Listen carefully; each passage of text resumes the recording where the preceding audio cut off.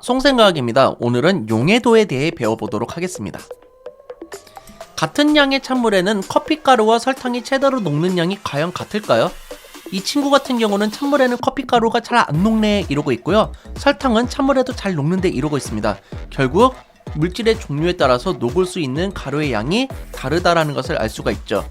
결국 커피가루와 설탕이 같은 온도의 물에 최대로 녹는 정도가 서로 다르다라는 겁니다. 그래서 커피를 더 붓는다고 해서 잘 녹는 게 절대 아니다라는 거죠. 근데 잘 녹는 설탕도 어느 순간부터는 더 이상 녹지 않는 순간이 나타날 수 있습니다. 너무 많이 넣으면 그렇게 될 수가 있는 건데요. 특정한 온도에서 일정한 양의 물에 최대로 녹을 수 있는 설탕의 양에는 한계가 있기 때문입니다.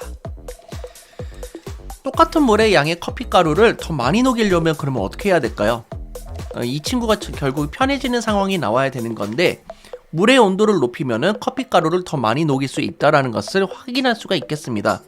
결국 온도를 높이는 게 가루를 더 잘 녹일 수 있는 방법이라는 건데, 그걸 같이 한번 확인해 보도록 하겠습니다.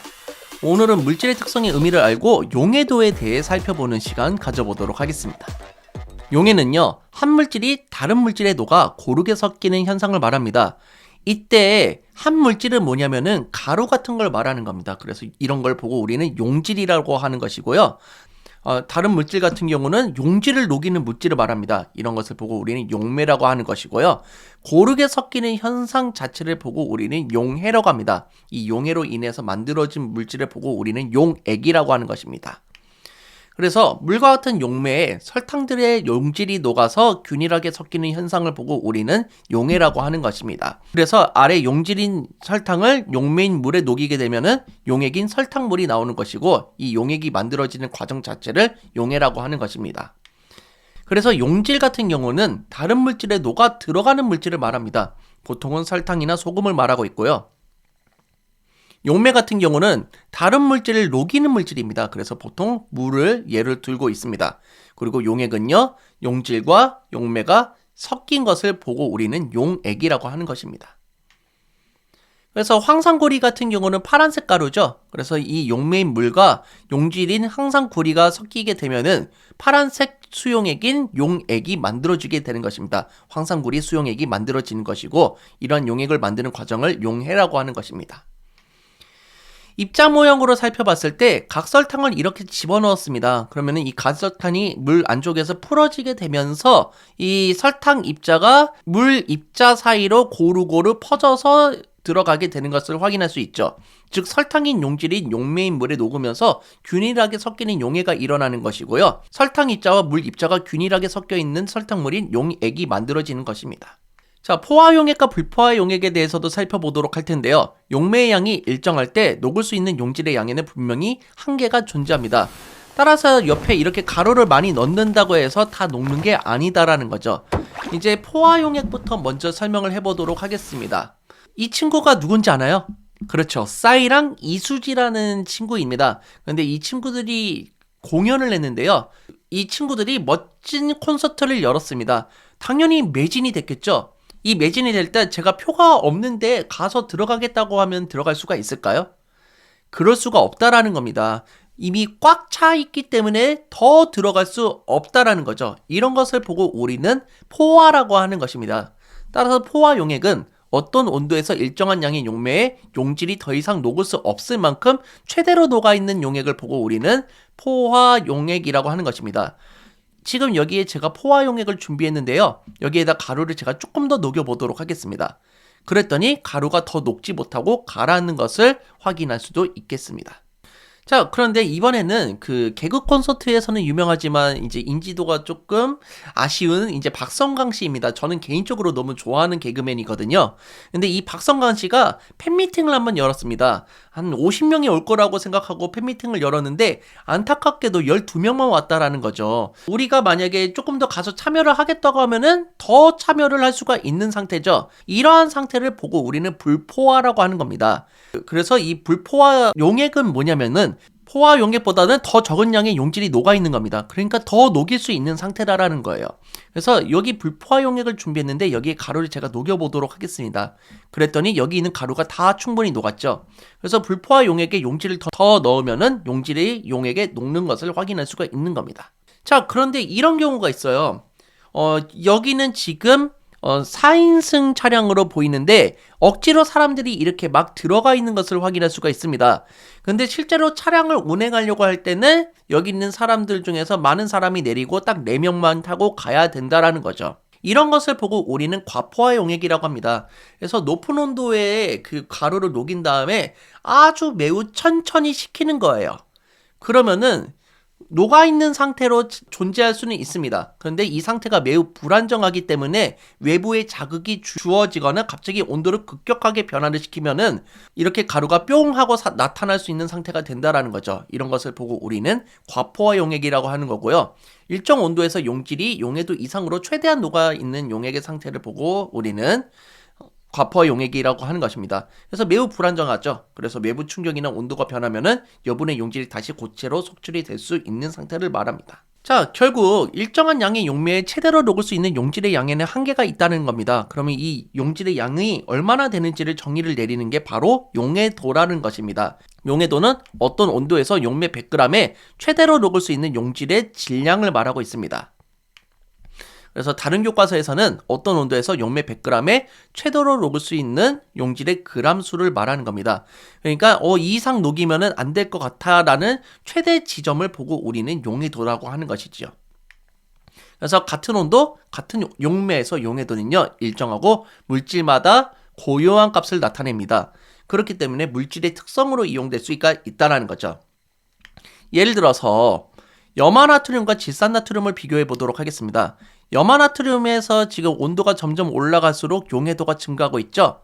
질산나트륨도 온도가 올라갈수록 용해도가 점점 증가하는 것을 확인할 수가 있습니다. 따라서 온도가 변하면은 용해도가 변할 수 있습니다. 그래서 물질의 용해도를 나타낼 때는 온도를 꼭 표시를 해야 되고요. 그리고 식용유랑 물에서 녹을 수 있는 가루의 양이 다를 수가 있습니다. 그래서 용매의 종류도 함께 표시를 해주어야 합니다. 자, 그러면은 이제 온도를 각계에서 비교를 해보도록 할 텐데, 제가 만약에 레스토랑에 갔다고 해볼게요. 웨이터, 물을 용매로 사용하는데 0도시에서 용해도가 35.7인 걸 갖다 주세요. 그럼 뭘 갖다 달라는 건가요? 그렇죠. 염화 나트륨을 갖다 달라는 겁니다.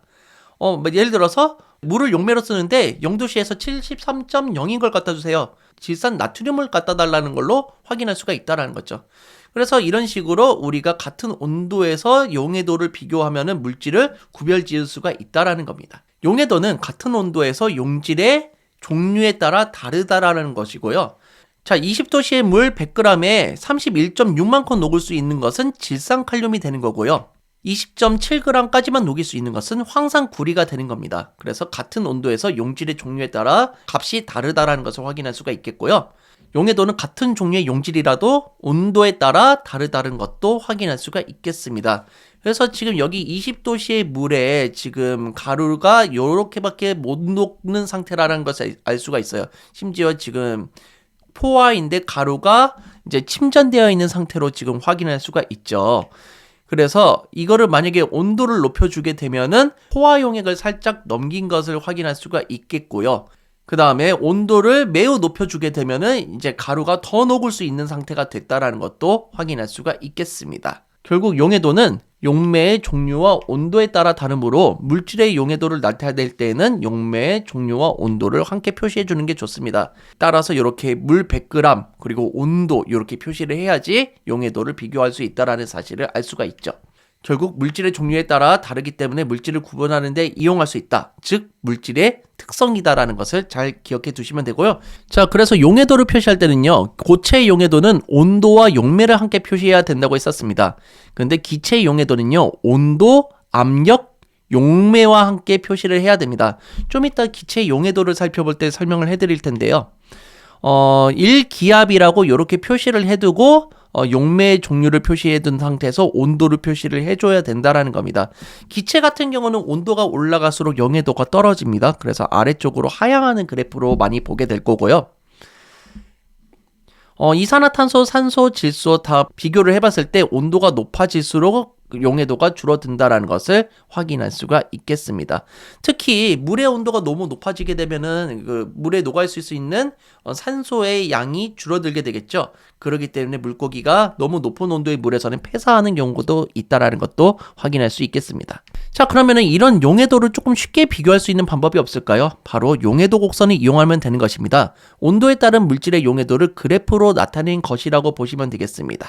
자, 그래서 고체의 용해도는 대부분 온도가 높아질수록 커진다라는 걸 알 수 있습니다. 다 지금 온도가 높아질수록 증가하고 있다라는 것을 확인할 수 있죠. 그리고 용해도 곡선의 기울기가 클수록 온도에 따른 용해도 변화가 크다는 것을 확인할 수가 있습니다. 그래서 여기서 제일 변화가 큰 것은 질산칼륨이 되겠고 제일 변화가 적은 것은 염화나트륨이 된다는 것을 확인할 수가 있겠네요. 온도에 따른 질산칼륨의 용해도를 비교해보면요. 10도씨에서 질산칼륨이 21.4g이 녹을 수가 있지만 60도씨에서는 109.2g이 녹을 수 있다는 것을 확인할 수 있어요.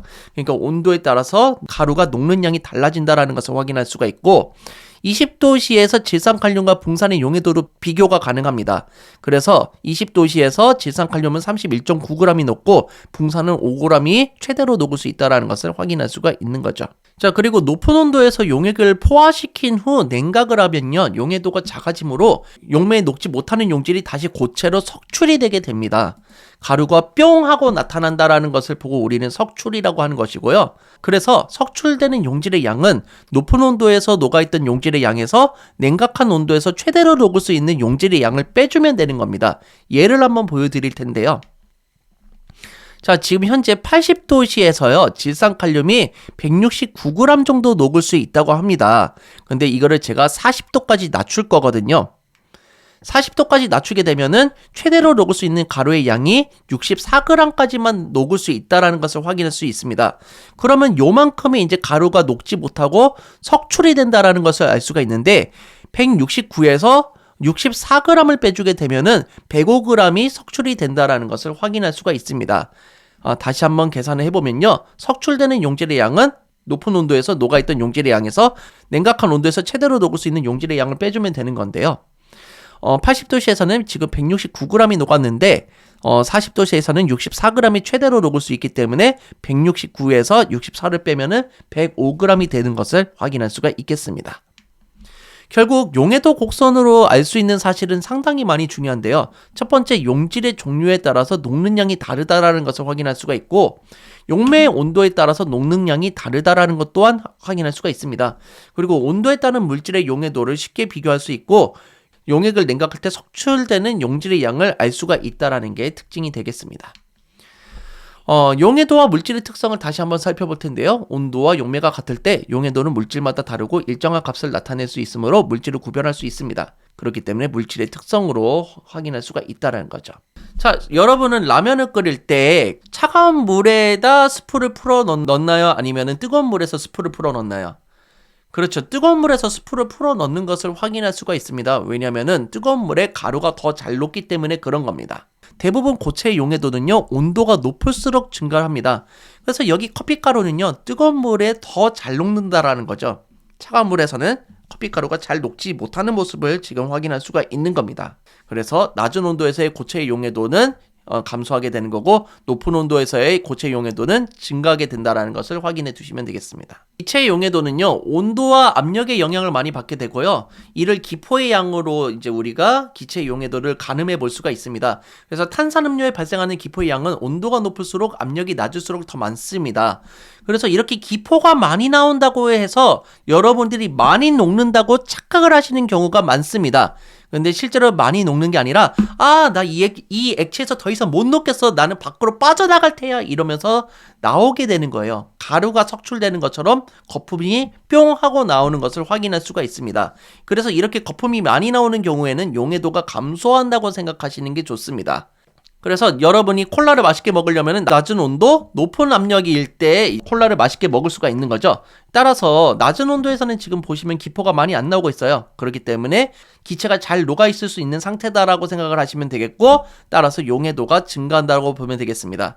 여러분이 콜라를 보관할 때 닫아놓고 보관한다는 걸 알 수 있어요. 다시 여기 있는 기체가 여기 안에 들어차게 되면서 압력이 올라가기 때문에 기포가 좀 많이 안 나오는 상태를 확인할 수 있습니다. 기포가 잘 녹아있는 상태로 유지가 된다는 거기 때문에 용해도가 증가한다는 것을 확인할 수가 있습니다. 결론적으로 기체의 용해도는요, 온도가 낮고 압력이 높을수록 최대로 높아진다는 걸 확인할 수가 있겠습니다.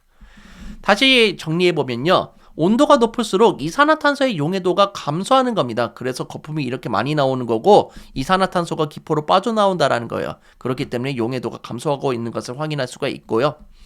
압력이 낮아지게 되면요, 병의 뚜껑을 열게 되는 것과 똑같은 상황이다라는 거예요. 그래서 거품이 팡 하고 나오면서 기포가 많이 공기 중으로 날아가는 걸 확인할 수 있죠. 그렇기 때문에 이산화탄소의 용해도가 내려간다라는 것을 확인할 수가 있습니다. 그래서 기체의 용해도는 온도가 높을수록 낮아지는 거고요, 압력이 낮을수록 작아진다라는 걸 확인할 수가 있습니다. 그런데 반대로 생각해 보자면은 기체의 용해도는 온도가 낮을수록 커지고 압력이 높을수록 커진다라는 사실도 확인할 수가 있겠습니다. 자, 그래서 기체의 용해도를 나타낼 때에는 온도와 압력을 잘 표시를 해야지 용해도를 잘 가늠할 수가 있겠고요. 용해도의 예시를 한번 살펴보도록 하겠습니다. 추운 날 보관함 안에 끓여서 이제 약간 흰색 결정 같은 게 나타나는 경우가 있습니다. 보통 이런 가루를 보면은 이거 상한 거 아니야 하면서 버리는 경우가 많은데 실제로는 상한 게 아니다라는 거죠. 꿀에 녹아있던 성분이 가루로 석출이 된다는 것을 확인할 수가 있습니다. 두 번째, 여름철에 이렇게 물고기가 물 밖으로 뻐끔뻐끔 거리는데 우리 학교 학생들한테 질문을 해보니까 먹이 먹고 싶어서 그러는 거 아니에요? 이렇게 생각하는 친구가 많더라고요. 숨을 쉬기 위해서 어쩔 수 없이 수면 위로 뻐끔뻐끔 거리는 겁니다. 그래서 이런 경우에는 수온을 낮춰주고 산소 공급기로 산소를 공급을 해줘야지 되는 거고요. 수온이 올라갔기 때문에 물속에 있는 용존 산소량이 줄어들게 되면서 이렇게 물고기들이 힘겹게 살아가기 위한 노력을 하고 있는 것입니다. 마지막으로 깊은 바닷속에 잠수부가 빠르게 수면 위로 올라오게 되면은 수압이 급격하게 낮아지면서 혈액 속에 녹아있던 지수기체가 용해도가 작아지면서 기포가 발생하고요. 이 기포가 혈관을 막는 현상이 나올 수가 있습니다. 그래서 통증을 유발하는 잠수병이 발생할 수 있다라는 점 기억해 두시면 되겠습니다. 자, 그러면 지금까지 배운 내용을 가지고 문제를 풀어보도록 하겠습니다. 땡땡은 어떤 온도에서 용매 100g에 최대로 녹을 수 있는 용질의 그람수라고 했습니다. 그렇죠. 용해도입니다. 물질을 구별할 수 있는 물질의 특성이다. 이 단원명 잘 기억해 두시기 바라고요. 같은 온도, 같은 양의 설탕과 소금을 각각 녹일 때 설탕을 모두 녹았다. 용해도가 큰 걸 확인할 수 있죠. 소금의 일부가 녹지 않았다. 용해도가 작다라는 것을 확인할 수가 있겠죠. 그래서 설탕의 용해도는 크고 소금의 용해도는 작다라는 것을 확인할 수가 있습니다. 탄산음료 속에 기포를 더 많이 녹일 수 있는 방법은 뭐였습니까? 차갑게 유지를 해야 되고 뚜껑을 닫혀져 있는 상태로 유지해야 된다라는 겁니다. 그래서 용액의 온도를 낮추고 압력을 높이면 된다라는 점 기억해 두시고요. 잘 모르겠다. 탄산음료를 맛있게 먹는 방법을 생각하면 됩니다. 그리고 고체의 용해도도 마찬가지예요. 고체의 용해도도 맛있게 먹는 방법을 생각하면 되는데 라면은 뜨거운 물에다 스프를 푼다라고 생각을 하시면 되겠습니다. 냉장고에 있던 탄산음료의 마개를 천천히 열면은 기포가 적게 발생하지만 빠르게 열면은 기포가 많이 발생합니다. 그 까닭은 무엇일까요? 기체가 나갈 때 액체를 밀면서 나가게 되는 겁니다. 압력이 급격하게 낮아지면 기포가 많이 발생하겠죠. 이 많이 발생하는 게 동시에 나가려다가 보니까 액체를 밀어내기 때문에 그 액체가 뿜어져 나오는 현상을 확인할 수가 있는 겁니다. 자, 고체 물질의 A80도시를 물 100g에 고체 물질을 녹여서 포화용액을 만들었대요. 자, 우선 물 100g이니까 이거는 용해도 그대로 생각을 하면 되겠죠. 그리고 포화용액을 만들었다라는 것은 최대로 가루를 녹였다라는 겁니다. 그리고 20도씨를 냉각을 했대요. 가루가 석출이 될까요? 네, 우선 석출이 될 것 같긴 한데 우선은 80도씨에서 150g이 녹였다라는 것을 확인할 수 있죠. 포화용액이 됐다는 것은 용해도만큼 녹였다라는 거예요. 그래서 150g 녹였고 20도씨에서 최대로 녹을 수 있는 거는 90g입니다. 그래서 150에서 90을 빼면은 60이 나오는 것을 확인할 수 있죠.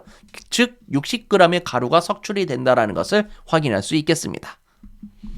자, 용해도에 대한 설명으로 옳은 것은 답은 몇 번일까요? 자, 기체의 용해도는 압력이 작을수록 커진다? 아니죠. 압력이 클수록 커지는 겁니다. 틀렸고요. 고체의 용해도는 대부분 온도가 낮을수록 커진다? 아닙니다. 뜨거운 물에 잘 녹는다고 했었죠. 그래서 높을수록 커지는 거고요. 용해도는 온도에 따라 달라지므로 물질의 특성이 아니다? 아닙니다. 온도를 고정시킨 상태에서 용해도를 비교하면 되기 때문에 이것도 물질의 특성입니다. 어떤 온도에서 용액 100g에 최대로 녹을 수 있는 용질의 그람수이다. 여기서 많은 사람들이 실수를 하거든요. 용액 100g이 아니라 용매 100g에 녹을 수 있는 그람수입니다. 그래서 틀리고요. 일정량의 용매에 녹을 수 있는 용질의 양에는 물질의 종류에 따라 다르다. 이게 정답이 되겠습니다. 자, 그림은 고체 물질 A와 B의 용해도 곡선을 나타낸 것이다. 자, 70도씨의 물 100g에 물질 A 110g이 녹아있다라고 되어 있습니다. 한 요쯤 녹였다라는 거죠. 포화 용액으로 만들기 위해서 더 녹여야 되는 물질 A의 질량은, 그래서 지금 여기서 물질 B는 전혀 생각할 필요가 없습니다. 그래서 110g에서 140g까지 만들어줘야 된다라는 거죠. 이만큼을 더 녹여서 위쪽으로 올려야지 포화 용액으로 만들 수가 있겠죠. 140에서 110을 빼주면 되는 겁니다. 답은 몇 번입니까? 그렇죠. 2번이다라는 것을 알 수 있죠. 30g입니다. 마지막 문제인데요. 탄산음료의 이산화탄소 기체가 가장 많이 녹을 수 있는 조건은 무엇일까요? 그렇죠. 압력이 높아야 되고요. 온도가 낮아야 됩니다. 따라서 답은 4번이다라는 것을 확인할 수가 있겠습니다. 자, 긴 영상 봐주셔서 너무 감사하고요. 다음 시간에는 녹는 점과 끓는 점이 물질의 특성임을 알아보도록 하겠습니다. 그래서 햇빛에 지금 눈은 녹지만 철은 녹지 않죠. 그러한 이유가 녹는 점으로 확인해 볼 수가 있다라는 겁니다. 이런 것을 같이 한번 확인해 보는 시간 가지겠습니다. 자, 이 영상이 즐거우셨으면 좋아요, 구독하기 부탁드립니다. 여러분 감사합니다. 송바.